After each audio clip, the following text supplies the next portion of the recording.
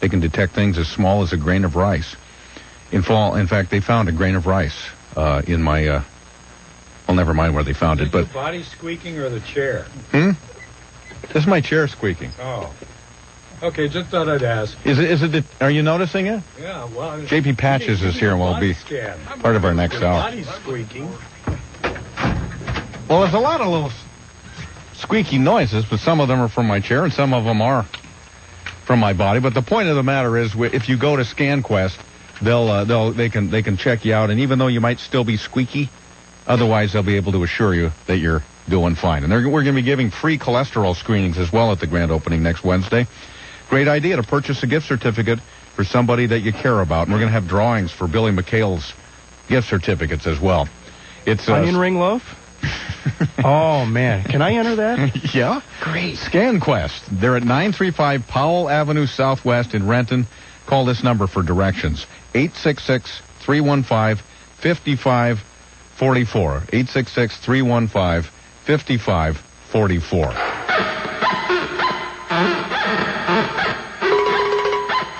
You're right, that is kind of audible, isn't it? 8:53. KOMO, yeah, JP and Gertrude, too, are here. We'll be talking to them in our next hour. We're just going to be kind of funky. We're going to flop over these 2 hours because Fred Hopkins, harried as he is, has burst into the studio looking like he just invented himself with the turgid, erotic, constipated movie of the week. And, we don't have much time here, Fred, so you'll have to work it out with Gertrude and JP because obviously we'll have to go into the next hour with your movie review. Absolutely, Pat. Well, last week... Can you tell me why you're late, first of all? Not cutting into our time. See this? I mean, JP and Gertrude, Pat, when I was just a pathetic, flatulent little kid growing up in Bellevue in the 50s. When you were that. Yeah, when I wore that 2 years ago. These guys, every single day I watch. I mean, I didn't miss a day. I mean, it must have been like 7, 8 years, just nonstop to these guys. You ever have to go to jail? Oh, well, I have been several times since, Gertrude. Well, I must have done something for you. Better than that. That's when I decided to go to law after 6 arrests before I was 18. Chris Kimball, by the way, live drummer in the other studio this morning. We really got a lot of things going on here today. He's been recruited into my band, Pat. Oh, yeah? I've already talked with Chris, and he and I are going to... Fred? Yeah, he wants to be in some of the movies, The Grateful Fred said. Oh, and good. But I was emboldened last week when you weren't here, Lisa and Bill and Gary, and I don't know if Bill wasn't here. I think it was Gary, allowed me to go beyond 9. I crossed over. Yeah. I crossed over for 10 minutes. I was emboldened by it. That would be upset. Well, it'll be fine today as far as I'm concerned, but again, it has more to do with our scheduled guests and their scheduled JP absolutely, and Gertrude. Absolutely. It's no. Talk about this crossing over. Well, I am from San Francisco, originally, so. Certain terms and conditions apply. Hey, we're back, and it's 7 minutes past 9 o'clock. We're back with fearless Fred Hopkins and the turgid, erotic, constipated movie of the week, but because of a scheduling snafu that was really largely of your own making, Fred, now right, we've Pat. scheduled to have J.P. Patches and Gertrude on in this segment of our show, and they are here. I'm sorry, Fred. You just can't make it today. I want to get out of my chair and strangle you. JP, I've never heard you do impressions before. That's great. He's the greatest. That's not an impression. That's his real voice. Oh, that's his real voice. The other one's... I'm just in awe, Pat, being with these two guys. So it's a great honor. Isn't it Oh, great? Pat, how are you? Listen, What? Gertie, Yes. we've got chairs. I mean, you can tell who the important Well, ones that's are. true. I got a chair I can sit in. You don't have one. That's right. Stand a little farther I away. stand. So I really got to leave it up to you two if you want Fred to finish his feature here Fred, or finish just the feature. to leave. All right. Thanks, Come on, Bob. Fred. All right. Well, Fred's fine. Go ahead. We're Actually, talking Fred ab- was from Ferndale originally, you know. I didn't know that. That's right. Farmer I'm Dutch. Fred. It was Farmer Fred from Ferndale. I'm Dutch. Well, the chicken thing, the Ferndale fair, is a big deal. I used to go up to as a high school kid. But that's the end of it. And I'll just get off and be eviscerated and I just want to be. All right. Thank you very much. Let's hear it for Fred. Go ahead, Fred. Fred Hopkins. Good job, Fred. Good job. Good job. Turgid, erotic, constipated movie of the week. Fred's just going to hang out here as we indeed are visited today by J.P. Patches and Gertrude. Also in our other studio, we have enjoyed the live musicianship of Chris Kimball, who is with Network Services, and I want to have you at least briefly mention Network Services again. He does a big symbol, I'll tell you that. Yeah, he does, doesn't he? Go ahead. Yeah, I want to mention the phone number again. It's toll-free 888-285-0005. Network has helped literally hundreds of families over the last 11 years. Donations are tax deductible. It's a wonderful organization. 100% of the money that's designated can go to the families. So call the number, get more information. It's tremendous. Okay, Chris. And then Chris will he'll be ready with the rim shots when we need them. Not that you would need that. There are two Chris's here. Yes. That's right. That's going to be confusing. So I'll call you J.P. Patches, and Okay. I'll call him All right. Chris. Okay. And we've got Gertrude here as well, and it's great to see both of you. Thank and, you. If anybody wants to sound off and ask you a question, you can do that by calling 421-1000 or toll-free 1-800-874-8759 in this 9 o'clock hour of ours. Does that include the police? Wait, you know... Wait, you asked me if I do impressions. Can I do one impression? We already did one. I mean... No, I want to do another one. All right. December 7th, 1941, a date that will live in infamy. That's pretty good. Ooh. Pretty good. FDR. There's something you got to think about on that. 60 years ago today. Because everybody says a day that... No, it is not a day. It is a date. I mean, that's a pretty famous statement. You got to remember it. Oh, you're right. Date that will live in infamy. We'll dig that out in a minute, and we'll listen closely to what he says. Okay. See if you're right or if everybody else... We're always right. Okay, I can do Boris Karloff in one word. Antipasto. Very nice, Gertrude. Very nice, Gertrude. Hey, the reason JP and Gertrude are here, by the way, they're welcome anytime as far as I'm concerned. But there's a specific. Will we be here tomorrow? Yeah, Saturday And Sunday too. Yeah, come on in. Okay, Be on the cooking show. But they're part of a Northwest TV holiday reunion at MOHI this Saturday. MOHI stands for the Museum of History and Industry.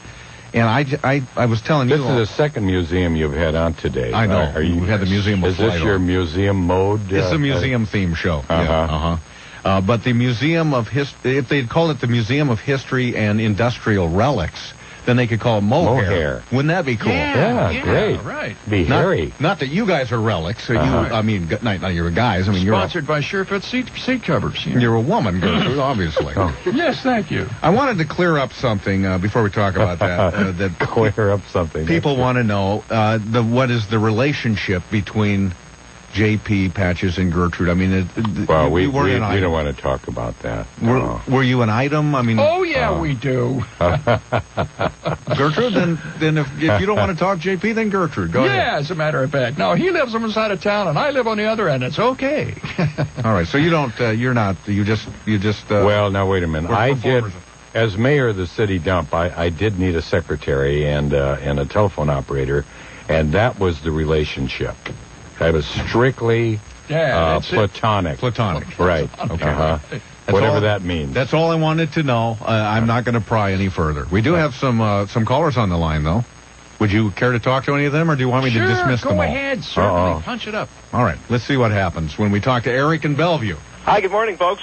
Good morning, Eric. Hi, Eric. How are you? Just great. Went to the thing last year. That was the highlight of my holiday season, which means my life is probably pathetic with a capital P. But the thing I wanted to compliment you on is I watched you hang out with all the kids and the adults well into the afternoon and spend so much face time with each one. I figured that was such a class act on your part. And I think it's probably responsible for the staying power of your popularity. Well, the mothers were cute. Some of them.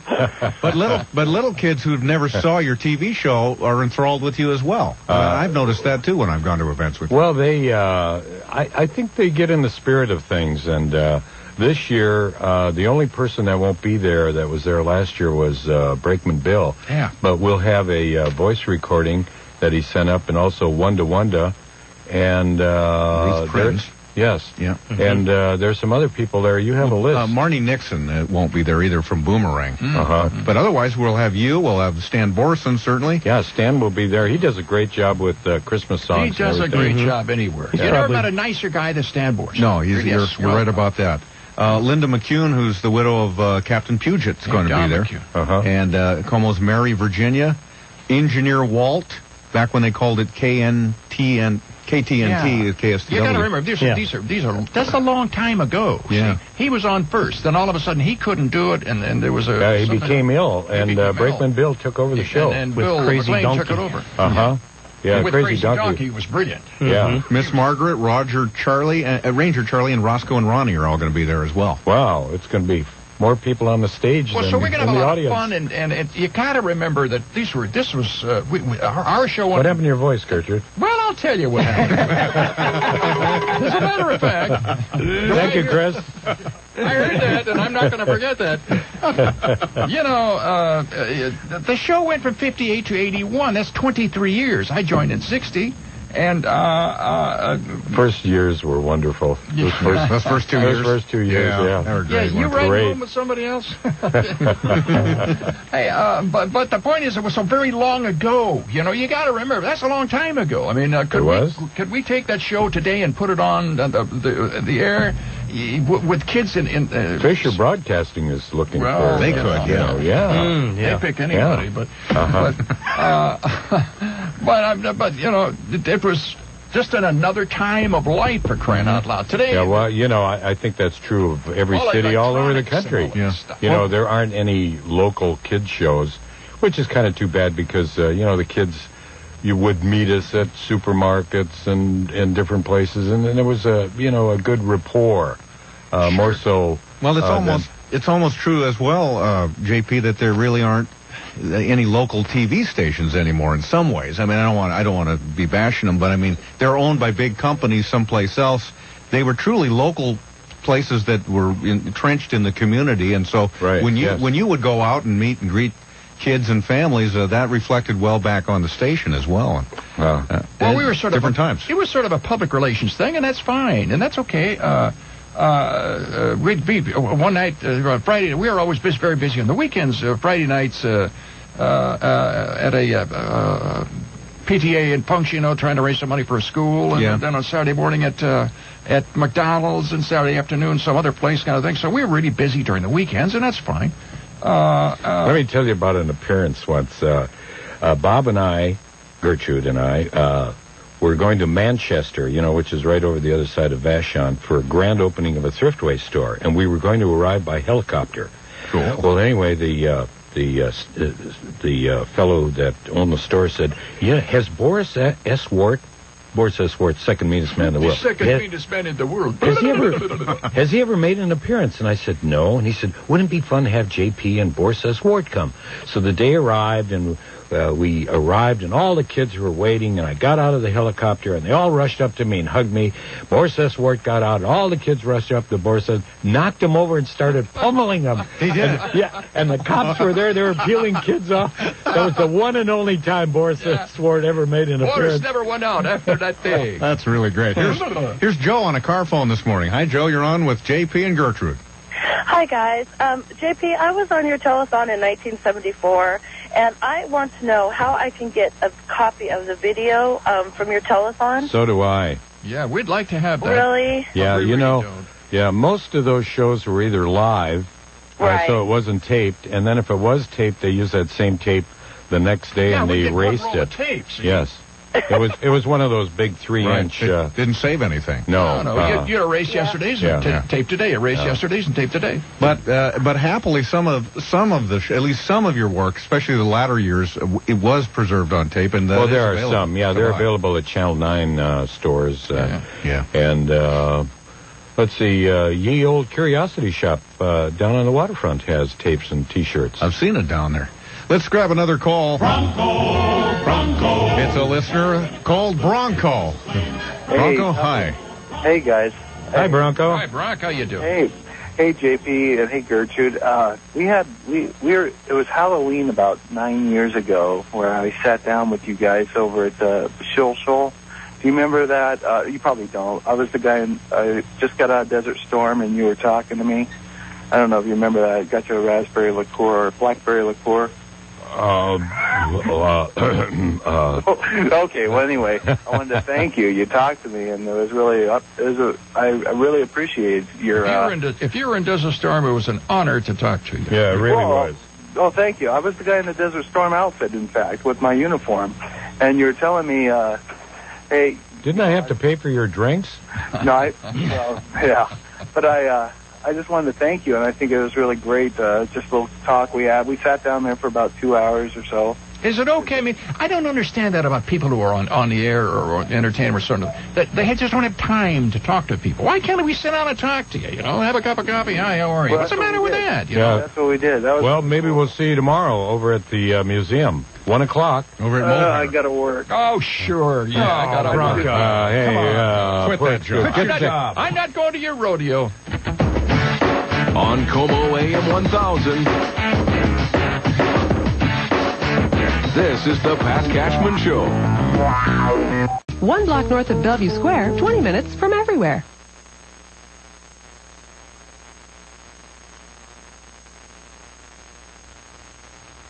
What's going on, man? Are we on the air? I don't think we're on the air. I think they're playing commercials. Yeah, we're not on the air. Don't worry. None of what we were saying is on the air right now. We're in a commercial break, so we can talk. There's...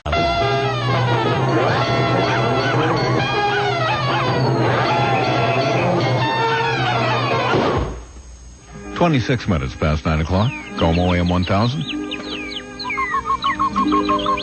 Pat Cashman Show.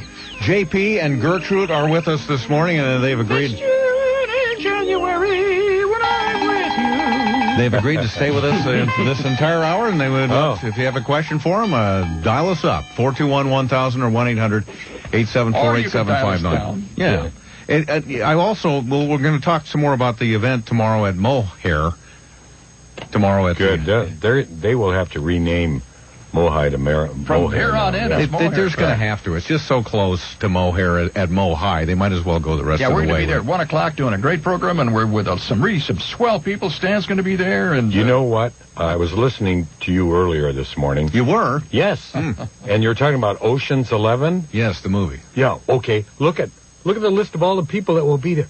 Ocean's 10. Seattle's Ocean's 10. That's good. With Stan Borison. That's real marketing right there, yeah. There you go. And now, of course, we don't have the director Soderheim, but we have Felix Bonnell. Yeah. I didn't know he was still working. Gertrude's far better catch than Julia Roberts. You're right, fella. Yeah, there you go. Thank you. No, it's not Julia. It's Julia. We got people lined up who want to gab at you, so let's go to the phones. Kevin on the car phone.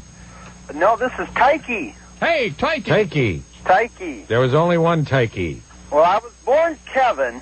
Yes. And everybody called me Kevin Turkey because you had a turkey named Kevin. We had to change the name. Were you the one? I hated that they changed the name. I loved being Kevin Turkey. Well, I received so many phone calls from mothers saying, please change the name. My son Kevin is being teased in school. Every other kid born in 1957 was named Kevin. There were enough of us there. We could have handled it. Well, apparently some of... Tyke.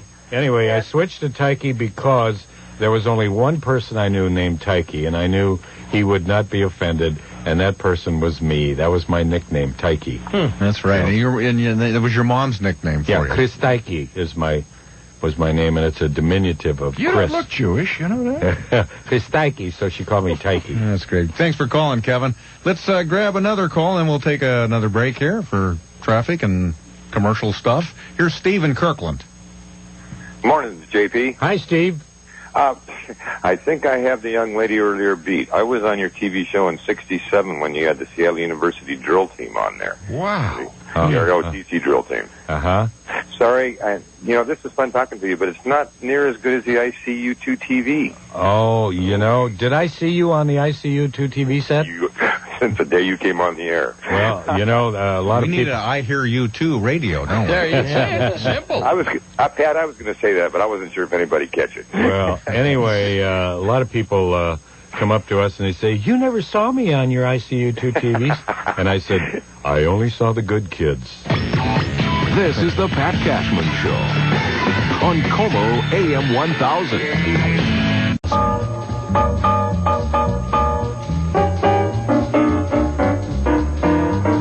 9:30 8:34. KOMO AM 1000. You know the nice thing, Pat? I'm sorry, I didn't have your mic open, JP. Oh, okay. That's even nicer. Oh, you know what I was saying?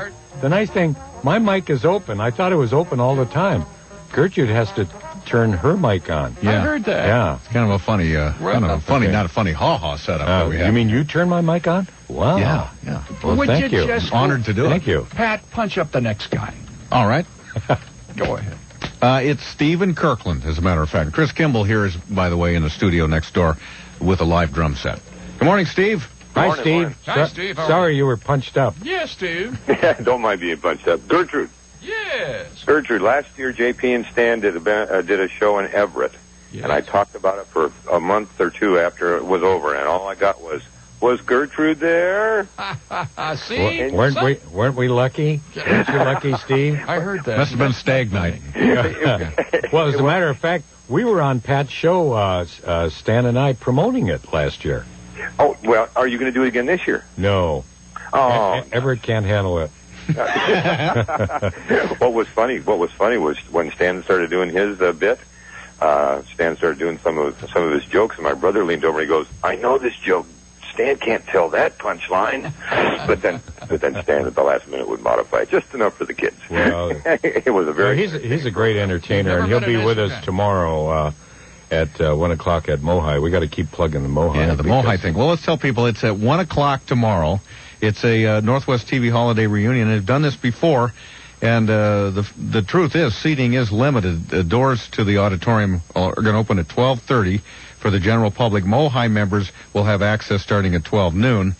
And the group appearance is free with your admission into Mohai tomorrow, so don't pass up plus on you this. got to remember to tell everybody, hey, it's in Montlake. People say, what? What's a Mohai? Well, it's this great museum, which you've been talking about. Yeah. But it's down in Montlake, and it's right. adjacent to 520. Yeah, right next to the University of Washington. Yeah, No, it's not. they're going to be moving to well, it's not right adjacent to it, but it's in a neighborhood. If you're going to the Husky game, you got to sit in line right next to it. You can't miss it. Yeah, Yeah. they're going to move to bigger quarters in about 3 or 4 years. Right. Yeah. Downtown. Yeah, Yeah. it's going to be huge. It's a great place, but not big enough. Studio in here. But Not gonna have it. Well, yeah, more than welcome to have this one. Let's grab some more calls for JP and Gertrude and Clem Flurm. You know who Clem Flurm is? Clem. Clem. Oh. Hiya, Clem. Hi, Clem. Hi, JP. Hi, Clem. I'm waiting for your 10 most. I didn't do that today. Oh, that's okay. Okay, how about the 10 worst? Clem, you sound more nervous than usual. Well, it's not often I get to talk to such icons, I'm just in awe. I wanted to be a Patches pal as a kid, but my mom said we couldn't afford it, so... but I had a question.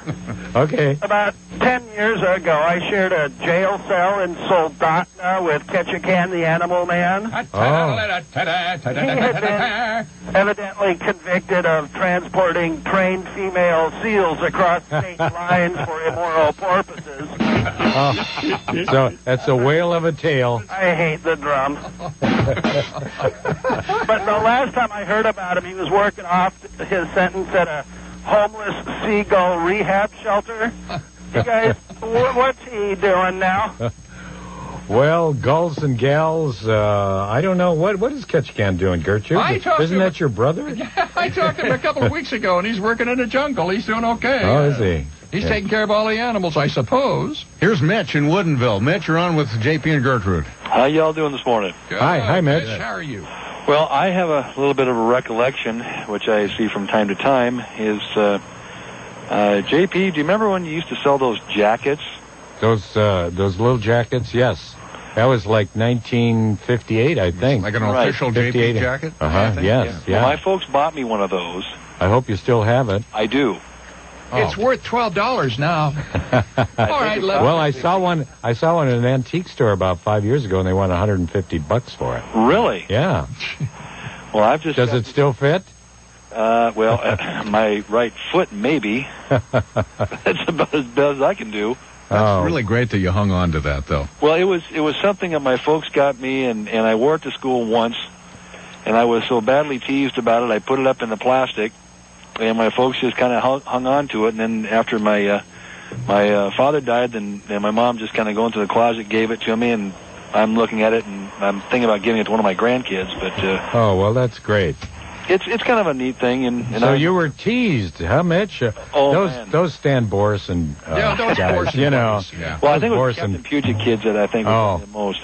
Nice hearing from you, Mitch. Thank you. Thanks for calling in. Thanks, Mitch. Here's Greg in Bellevue this morning with JP. Good morning, Greg. Hiya, Greg. Good morning. I was recollecting and recalling some of the stuff from my past. I was actually on your show as a Cub Scout when it was in the early 60s. But what was really exciting for me was I lived fairly close to the studio on Queen Anne. So, and you sneaked in the back door. Yeah. My buddies and I would come in the back, hide behind some props that you guys were using. Yes. And watch the show. So that was... We had a carpenter, Hank Thacker, that used to shag kids out every day. Oh, yeah. And I'm sure they're probably still... I wouldn't be surprised. There might still be some kids hiding locked up there. in that building. Well, we also probably heard some of the show that we weren't supposed to be hearing. Here. Are you trying to tell me that we bent it a little That must have been the news. You need to put out a tell-all book, Greg. Yeah, right. Those were the good old days. So I'm really having fun listening to your show this morning. Well, thank you. Thanks for being a great guy. Thacker's a great name for a carpenter, isn't it? Yeah, Thacker, yeah. Hitting his thumb all the time. Let's talk to Little Dickie on a car phone. Little Dickie. Hi, Little Dickie. Hi, Little Dickie. Good morning. Gosh, wow. I hope your wife doesn't call you that. I've always wondered this, and now I can finally get the answer. Well, ask the question. Where did you get the name Julius Pierpont Patches? Not from your mom, was it? Well, no. J.P. Morgan, years ago, his name was not Julius, it was Junius Pierpont Morgan. And J.P. had a nice ring to it, like, he's You never plush, gave me one. Sounds like he's a real well-heeled right, guy. Yeah, well-heeled, yeah. Here he J.P. is working at the dump. Right, yeah. The mayor of the dump. Well, you were a retired clown from the Dingling Brothers Circus. From the Dingling Brothers Circus. People said, he was with the Ringling Brothers. I said, no, Dingling. It was the Dingling Brothers. Different circus. Yeah. 421-1000 is the local number. Toll-free, 1-800-874-8759.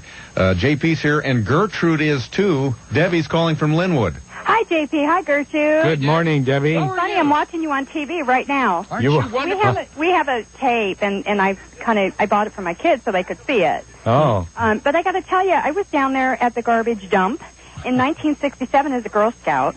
And, JP, I loved you to death, but I was so afraid of Gertrude. I was so scared of Debbie, you're not alone. I'm afraid of Gertrude. He said on the other side of the table, it's going to stay that way. Well, I love you now, and like I said, I've got kids, and I brought them up on JP Patches. I remember that's the only show during the week before school that my grandma would let us watch. Well, wonderful. Well, is your grandma still living? She's not. Oh, I'm sorry for her. She's not, but, that's okay. And how many children I have 5 of them. 5? Wow. I have 5 of them, yeah. Their ages are? They are 21, 20, 18, 14, and 11. Wow. Well, well done. The 28-year-old is watching the show, I'm sure. Yeah. No, it's the 14-year-old. Oh. He stuck it in because he heard you guys on the radio. And wait a minute. He should be in school. Well, they don't have school today. Oh, okay. It's one of those days where they have a free day. Yeah, exactly. It's Friday. They don't go to school on Friday. Thank you, Debbie. You're very welcome. Okay. It was great talking to you guys. Okay. I love you guys Thanks, so Deb. much. Merry Christmas. If kids are extra smart, they don't have to go to school. That's true. In this town. Yeah, right. They get special dispensation. Yeah, Esmeralda never went to... Yeah, Esmeralda did go to school. Sure, Irwin was school. Right. Every morning. I want to mention also that when the Seattle Times published this list about a month and a half ago or so, what they called their Metropolist of the 100 individuals who shaped Seattle. Right. Well, and they had the usual names. I was questioning some some of the people. But you were on the list, and I thought that was great. Well, those are 2 of the people I was questioning. Well, of course you were. I questioned the Denny's, but I don't. The Forums, and the Mercers, and the Bill Gates. Those people. No, I know it's difficult for you to maybe accept, but if you weren't on the list, it wasn't much of a list because you really that show, that institution, definitely shaped Seattle and the people that live here. Well, thank you, Pat. But Thanks. I think they were looking for a little bit of humor there. And I would think maybe that was a comedic Let's put those guys on there, But hey, listen, we had a great time. And the show was fun, and we were talking to the kids, you know, and we were talking straight at them. We didn't goo-goo gaga. Oh, now Right. put your toy over there. No, Yeah, we you still don't do that, No. which is great. Well, Gertrude does. Well, every once in a while. No, well, you just listen to me. But anyway, so I mean, the kids could actually, you know, they could grow up with us because they're going to be adults 90% of the life, for crying out loud. Why do you try to hang on to yesterday? Yeah. I'd rather answer some of the phone calls right now. Okay. All right. I just thought I didn't want to get out of here without mentioning that. You guys made that list, and I think richly deservingly. Here's Paul in Tacoma. Hello, JP and Gertrude. Good morning, Paul. How are you? Say, the day I turned 7, you said on the ICU2 TV, Paul, look behind the couch. And I found an old sandwich, so I appreciate that. An old sandwich. That's good, Paul. But, hey, I wondered, did you ever find your original coat? No, it was stolen. Yeah, I remember it was. It really was stolen? Yeah, it was stolen. It was a children's orthopedic fundraiser that I attended, and I had my JP outfit in my car in a suitcase, and went down to the Edgewater and had something to eat. And when I left, the suitcase was gone. I certainly can't condone criminal activity like that, but I can understand how cool that would be to acquire something like that. Yeah, but has it occurred to you that whoever took it might still have it? That's right. But can you imagine the look on their face when they opened the suitcase? There was $2 worth of junk. A wig and a rubber nose, and what that baby would be worth today. Yeah, 800 million easy. Here's Johnny 99 here in town. Oh, Johnny 99. He's on 99. Hi, John. hi. See, you know who I am? Johnny 99. Johnny 99. Yeah, sure. Yeah. I did a public access TV show for about 10 years, and I met Pat. But more importantly, I was on the J.P. Patches show. Fred Hopkins, you were on public access TV. Do you know Johnny 99? Absolutely. I couldn't live without him. Yeah, I've met Fred, too. Oh, okay. Yeah. So, anyway, I was on J.P.'s show in the 50s. And I was a Cub Scout, and I got selected to do a skit on the show because I could do a yucky face. They needed a kid that could do a yucky face. Can you make one for us now? Can you do it now? Yeah. Well, yeah, okay, here it is. Oh, God. Oh. Wow, a winner. This is the Pat Cashman Show. I gotta go to the bathroom. On KOMO AM 1000. This is KOMO AM 1000. 9:51. KOMO. Having a great time today with J.P. Patches and Gertrude. If anybody are legends in this area, they certainly qualify. They're going to be at Mo High tomorrow, the Museum of History and Industry. And it all starts at 1 o'clock on stage there. They're going to be there along with Stan Borson, Mrs. Captain Puget, Engineer Walt, Miss Margaret, Ranger Charlie, and a number of other folks for a Northwest TV holiday reunion. And it promises to be a great show. It's free with your admission to the museum, but seating, as you might expect, is limited. Doors will open at 12:30 at the Museum of History and Industry tomorrow. Yeah, Santa Claus is coming to town. Yeah, just about this time of year. Oh, turn my mic on, please, Pat. Sorry, I got so many things to remember. Well, he's not Sorry, as JP. Anyway, I was going to tell you the story. You were talking about responses. One time, Gorst, the friendly furple, was missing.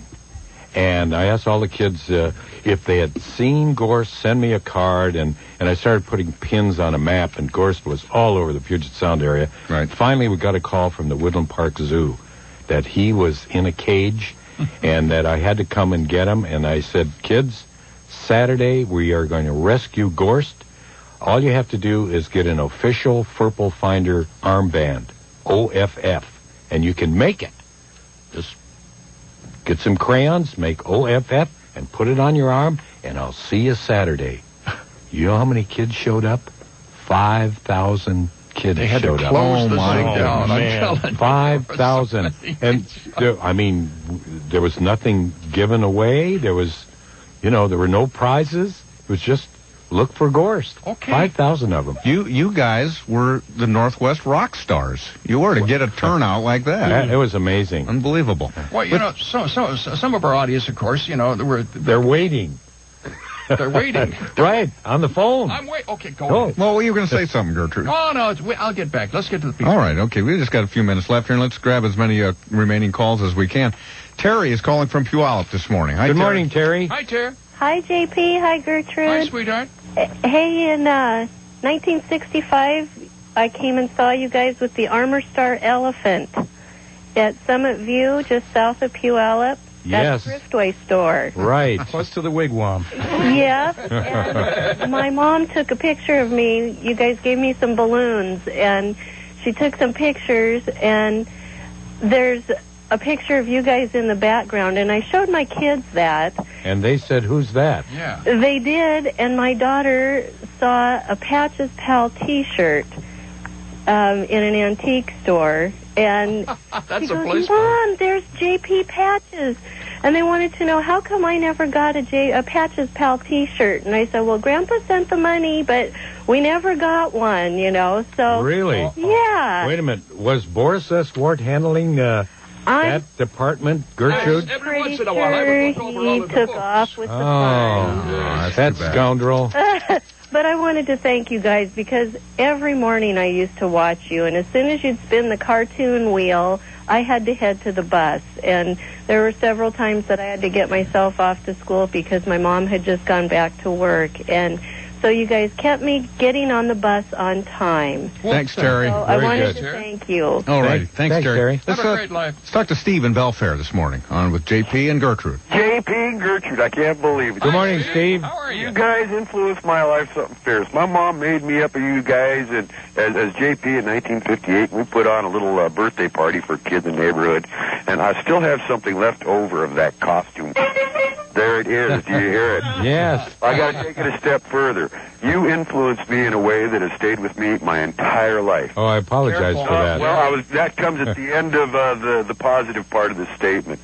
I chose, as a result of watching your program, to be a clown all my life.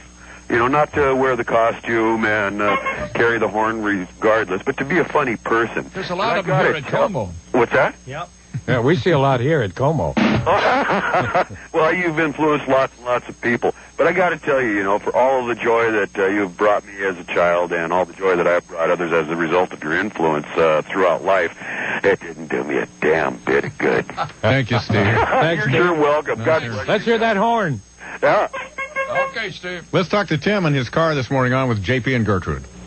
Yeah, I had to tell this story. I don't think I've told it to anybody, but it just hearing JP reminded me. We at one time I was in the junior deputies, and we had they used to have the wrestling matches down there at the station where JP had his show. Oh yes, yes, right. Uh-huh. Well, at that time they with were having Pat Hayes.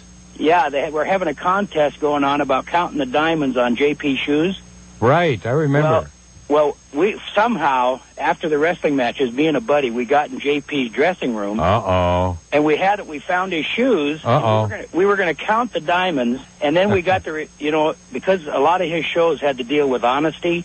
Yeah. We decided we can't do this because JP would just really not like it, and bestowed on us the thing about honesty. And well, that's wonderful. yeah, it was, and it's a great story. That has basically stuck with us all our life, and so we never did count the diamonds. We put the shoes back and got the heck out of there. Thank you, Tim, for doing the right thing.